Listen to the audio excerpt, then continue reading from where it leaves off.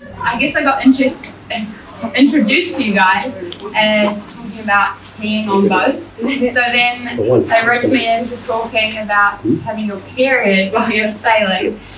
So I remember when I was maybe 9 years old, my mum thought it would be a really good idea to pick me up from school with an audiobook about getting your first period. And I was so embarrassed that I actually slammed my finger in the door so she would stop talking. It did work, she did stop talking, but I had a really sore finger for a long time. But I was so ashamed of getting my period, and I thought it was so embarrassing and that everyone would think of me really differently. And when I got to high school, all of a sudden everything changed and getting your period was real cool. But when it came to sailing, life was a little more difficult because when I got my first period, really the only option was to wear a tampon, which doesn't really work when you're out sailing for like 8 hours at a regatta. I mean, I had a few zip-lock bangs and messed around, but it wasn't pretty. So now they have these cool things. This is a menstrual cup. The thing I love about these is that they last all day.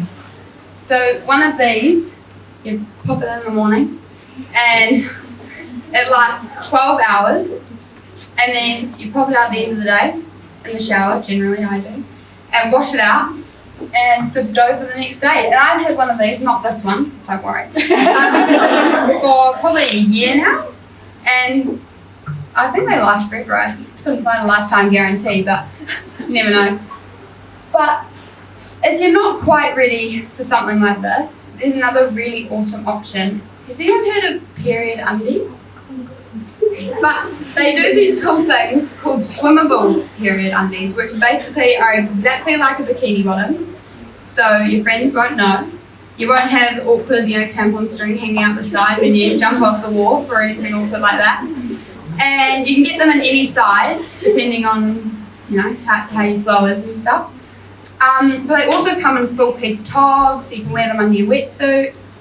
And I mean, they're great for anybody from when you start to all the way up. There's quite a few places that do them.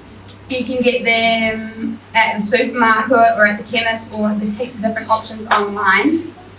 But I guess my sort of message would be that the best way to manage your period while sailing is probably to not manage. It's to talk about it, because you're never going to evoke any change if people don't know. The people that generally run races are elderly men. Yeah. It's not that men don't care, it's that they don't know. So I think the best way that we can manage having a period out on the water is by talking about it. It's talking about it with boys your age. It's, you're out on the water. It's not thinking, oh, well, I'll get a menstrual cup or something like that. It's going up to the staff boat and asking if you can use the bathroom. Because if enough of you ask over and over again, then it'll become a thing, and they'll say at briefing, if anyone wants to use the bathroom, boys or girls, feel free to come and use it. And yeah, I guess you're never going to solve a problem by just managing it. So yeah.